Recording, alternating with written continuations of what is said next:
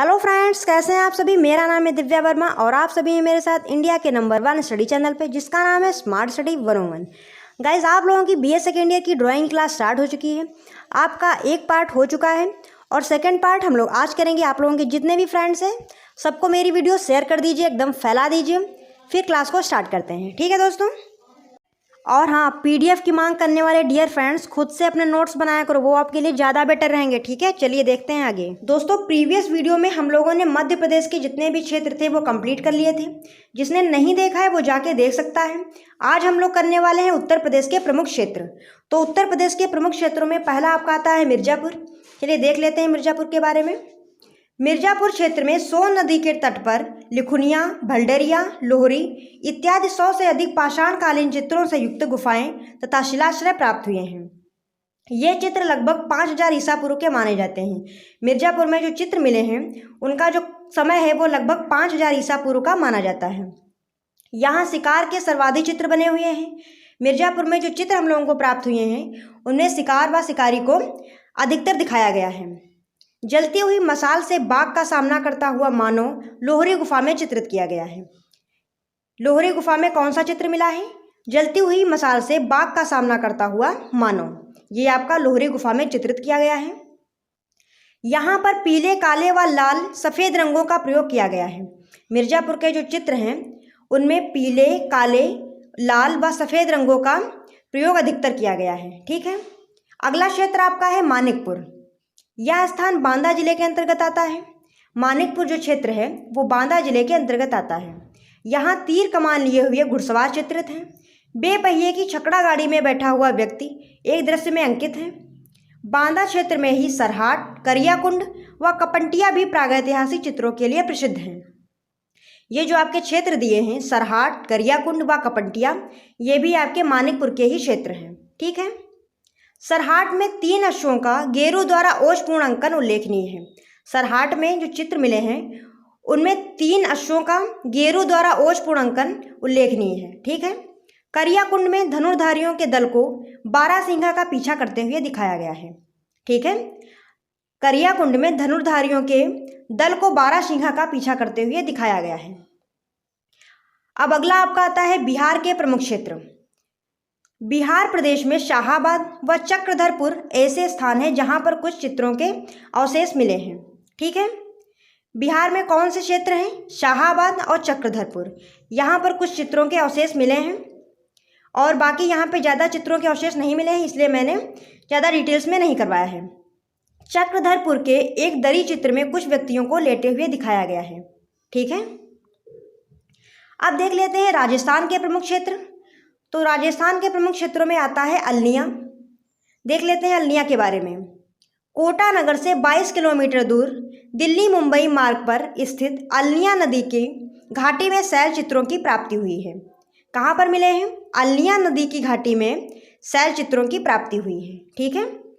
यहाँ लगभग सभी चित्र गेरू से बने हैं। जो अलनिया में हम लोगों को चित्र प्राप्त हुए हैं वो लगभग सारे चित्र गेरू से बने हुए हैं। आसपास के लोग इन्हें सीता जी के मंडनों से संबोधित करते हैं। अलनिया में जो चित्र मिले हैं वहाँ के जो आसपास के लोग हैं उनको क्या बोलते हैं? सीता जी के मंडनों, ठीक है। जो चित्र मिले हैं उनको लोग क्या बोलते हैं? सीता जी के मंडनों से संबोधित करते हैं उन चित्रों को, ठीक है। अब देख लेते हैं प्रागैतिहासिक चित्रों की विशेषताएं क्या हैं, ठीक है। प्रागैतिहासिक चित्रों की विशेषताएं देख लेते हैं। उसमें कैसे चित्र बनाए गए थे, किन रंगों का प्रयोग किया गया था, ठीक है। तो यही सारी विशेषताएं हम लोग देखेंगे। तो पहला आपका आता है विषय वस्तु, यानी कि जो चित्र बने हैं उनकी विषय वस्तु क्या रही है। प्रागैतिहासिक चित्रों की सबसे लुभावनी विषय वस्तु रही है आखेट, ठीक है। और वो लोग बनाएंगे भी क्या? वो लोग क्या करते थे? शिकार करते थे। तो शिकार के चित्र लोगों ने बनाए हैं, ठीक है। यहाँ सूकर, गैंडा, भालू, बारहसिंघा, हरिण, बैल, हाथी, घोड़े, चीते, भैंसे, जिराफ जैसे पशु तथा विभिन्न परिंदे चित्रों में अंकित हुए हैं, ठीक है। यहाँ पे बताया गया है कि कौन कौन से जानवर हम लोगों को चित्रों में देखने को मिले हैं।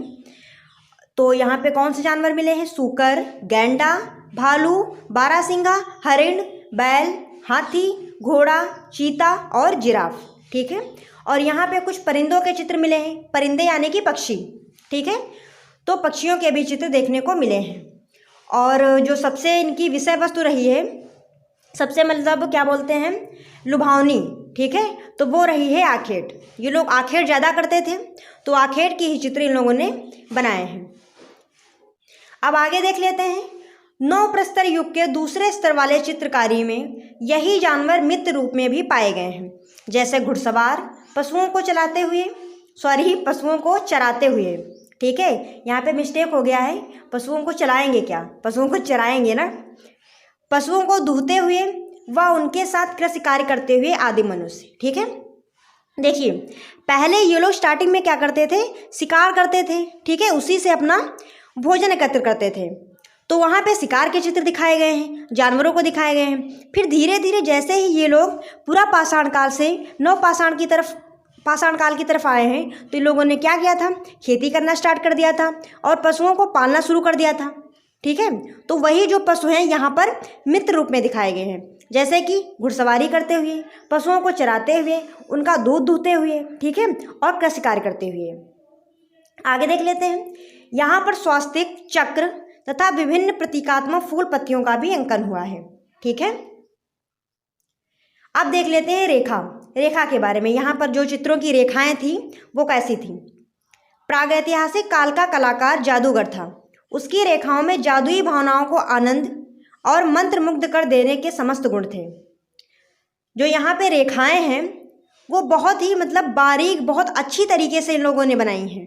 चित्रों की जो रेखाएं हैं वो ऐसे बनाई गई हैं जैसे कि जो कलाकार है वो आधुनिक कलाकार हो, इस तरीके से मतलब बहुत अच्छे ढंग से बनाई गई हैं, ठीक है।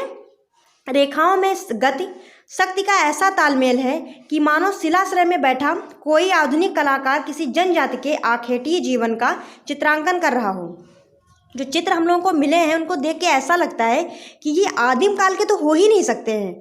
इनको तो जैसे लगता है कि आधुनिक कलाकार ने बैठ के बनाया हो, इतने मतलब सुंदर, इतनी बारीक रेखाएं उनकी बनी हुई हैं, ठीक है। अब आगे देख लेते हैं रंगों के बारे में कि प्रागैतिहासिक चित्रकला के जो रंग थे वो क्या थे, किन रंगों से इन्होंने चित्रकारी की है, ठीक है। आदिम चित्रों में प्रमुख रूप से गेरू, रामरज, काजल, खड़िया जैसे रंगों का प्रयोग हुआ है, ठीक है। तो यहाँ पर जो प्राकृतिक चित्र हैं वो बिल्कुल भी नहीं मिले हैं, ठीक है। पशुओं का चित्र किया है, पशुओं के आखेट का चित्र किया है, खेती बाड़ी जो इन लोगों ने की है उसका चित्र किया है, पशुओं के साथ मतलब कार्य किए हैं, जैसे पशुओं को दूहते हुए, पशुओं को चराते हुए, बस इन्हीं चित्रों का अंकन मिलता है। और यहाँ पे प्राकृतिक अंकन जो है वो बिल्कुल भी नहीं मिलता है, ठीक है। यहाँ तक कि इन लोगों ने गुफा का भी चित्र नहीं बनाया है जिसमें ये लोग खुद रहते थे, ठीक है। अब आपका समाप्त होता है, ये आपका लास्ट था। और नेक्स्ट डे हम लोग क्या करेंगे, चैप्टर 2 प्रागैतिहासिक कला, ठीक है, जिसमें हम लोग सिंधु सभ्यता के बारे में पढ़ेंगे। तो गाइज आप लोगों को वीडियो पसंद आई हो तो वीडियो को लाइक ज़रूर करें, और चैनल पे नए हो तो चैनल को जाके तुरंत सब्सक्राइब कर लें, तुरंत अभी जाके। आप मेरी बात सुन रहे हैं ना, तो सब्सक्राइब कर लीजिए तुरंत, और अपने जितने भी फ्रेंड्स हैं उनको सबको शेयर कर दीजिए गाइज। फिर मिलते हैं किसी नई वीडियो के साथ, तब तक के लिए जय हिंद। आप ऐसे ही पढ़ते रहें।